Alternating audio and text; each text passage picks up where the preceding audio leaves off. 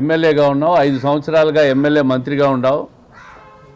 ఈ నగరానికి నువ్వు చేసిన ప్రామిస్లేంటి, నువ్వు ఏమి నెరవేర్చినావు అని చెప్పి మేము అడిగితే దానికి నీ వందిమాగులతో నీ పేటీఎం బ్యాచ్లతో నువ్వు మాట్లాడిస్తాండవు, తిట్టిస్తాండవు. నువ్వు ఏమన్నా మాట్లాడుకో, నీకు చివరికి ఓటమి గతి తప్పదు.